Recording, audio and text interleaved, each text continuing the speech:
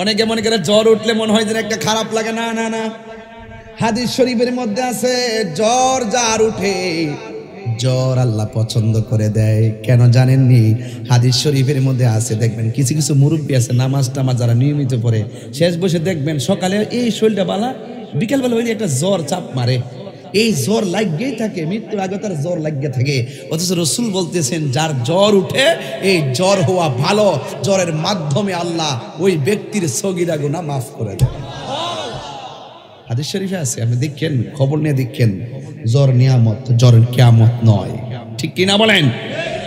এই জন্য আমার যুবক ভাইয়েরা মাঝে মাঝে কিছু ছোট ছোট কথা বলছি বোঝার জন্য, বেশি লম্বা চূড়া আজকে আলোচনা হবে না, শুধুমাত্র মূল মূল কথা বলবো। এই জন্য আমি শুরুতেই ওয়াজ শুরু করলাম, অপ্রাসঙ্গিক কোনো কথা বলে সময় নষ্ট করি নাই।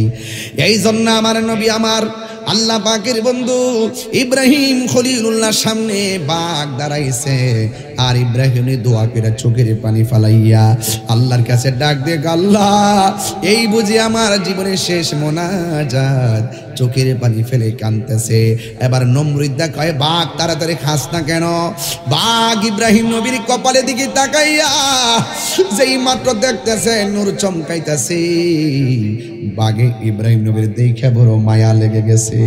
মায়া যখন পড়ে গেছে, নমরুদ্দা তাকায় দেখতেছে বাঘে ইব্রাহিম নবীরে খাইব দূরের কথা গো, বাঘের জিহ্বা দিয়া ইব্রাহিম নবীর কপালের মাটি গোলা পরিষ্কার করে দিতেছে।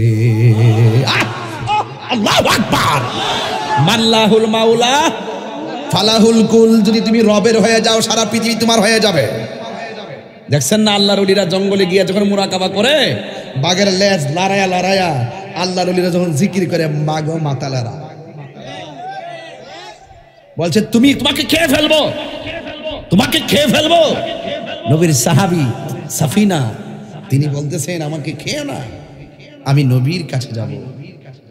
বাঘের সাথে সাথে আমি তোমাকে খাবো না, যার পরিচয় দিছো তাকে খাওয়া যায় না, যার পরিচয় দিয়েছো তোমাকে খাবো না, বরং কোথায় যাইবা? কয় নবীর কাছে যাব। কয় চলো রসুল পর্যন্ত তোমাকে পৌঁছাইয়া দেই। এটা তো আপনারা বিশ্বাস করেন না, এটা তো মানেন না আপনারা। ওলি আল্লাহদের বেলায়েত তো বুঝেন না আপনারা। যখন আমরা এই আলোচনাগুলো করি মনে করেন আপনার কিচ্ছা করি, যখন বেলায়েতের আলোচনা করি মনে করেন আপনারা কৌতুক বলি। বেলায়েতের ব্যবসা করে যদি লাভ না দেন, আপনি আল্লাহকে চিনবেন তো? আপনি তো নিজেকে নিজে চিনতে পারবেন না। বলছে তুমি আগে তোমাকে চিনো, তুমি যদি তোমাকে চিনো তুমি আল্লাহকে চিনতে পারো। কথা বলেন না ঠিক কিনা বলেন? আমি তো আমাকে চিনি না, কোথায় ছিলাম, কোথায় আসলাম, কোথায় যাব। এই তিন দেশের সন্ধান যে করতে পারছে না, সে তো প্রেমের মজাই পাইছে না। হে বুঝে তিন বেলা খাও না, তিনতলা বিল্ডিং, আলহামদুলিল্লাহ আল্লাহ ভালোই রাখছে। আর এই বালোর ভিতরে যা আরো কত বালা আছে, একটা তো দেহের বালা, আর কাছে মনের বালা। যার মন ঠিক তার দুনিয়া ঠিক। কথা কোন ঠিক কিনা? প্রেমের আগুন জ্বলে। আমার যুবক ভাইয়েরা, না লাইনটা লাল ইসলাম, আমি খুব কষ্ট করে ধরে রাখছি লাইনটা। আমার ভাইয়েরা, এটার বাইরে কি মানুষ নাকি?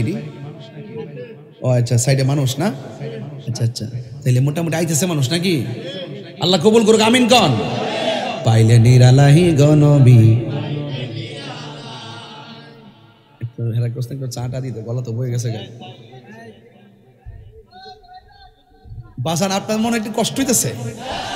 ওয়াজ কি মোটামুটি আধা ঘন্টা করে লিছি? কি খারাপ লাগতেছে নাকি? কষ্ট হইতেছে নাকি? একটা কথা কি বেলায় নে কইছি? আজকে মানুষ করে দিয়া যাবো। আমি যে নিয়ত লই আইছি, ওই যে বুঝেন না, ওই যে একদম সাইজ করে দিয়ে ফেলে যাবো, বুঝাইয়া দিয়া যাবো যে কুরবানি যে করস বেটা, বনের পশুর গলার থেকে রক্ত বের করার আগে তোর মনের পশু ঠিক কর। কথা বলেন ঠিক কিনা বলেন?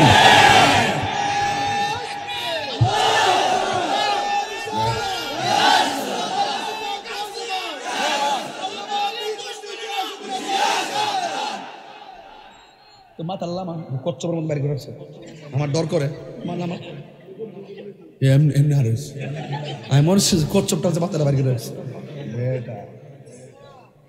বুঝছে না নাকি? না নতুন কথা রন ফুরান হয়ে গেছে, বাদ দে।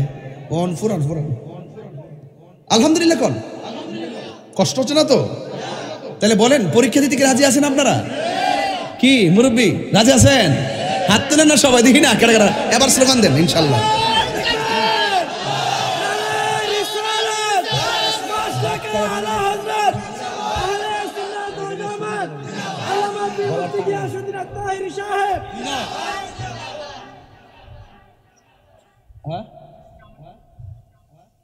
আলহামদুলিল্লাহ কোন কষ্ট হচ্ছে আপনাদের? সবাই একটু বলেন পাইলে নিরালাহি গনবী, লাই পাইলে নিরালাহি গনবী, দুই কদমে চুমু খাব, দুই কদমে চরণে ধুলি মাখব গাই, পাইলে নিরালাহি গনবী, লাই পাইলে নিরালাহি গনবী, আমার নবী নূরের নবী, আমার নবী জিন্দা নবী, আমার নবী নূরের নবী, আমার নবী জিন্দা নবী। ওরে দয়া করে তাই কো নবী, হাসরের বেলায় বলো না দয়া করে, হাসরের বেলায় পাইলে নিরালাই গো নবী, পাইলে নিরালাই, পাইলে নিরালাই গো নবী। গভীর মনোযোগ ও পুমকারার বাবা ইব্রাহিম নবীর কপালে বাগে জিব্বা দিয়া ছাটিয়া ছাটিয়া দুলা পরিষ্কার করে দে। আর নমরুদ্দাকে বাঘ খাস না কেন?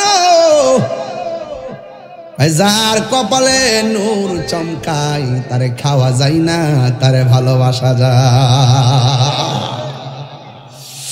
এরপর ইব্রাহিম নবীকে আল্লাহ ওই পরীক্ষা থেকে হেফাজত করছেন।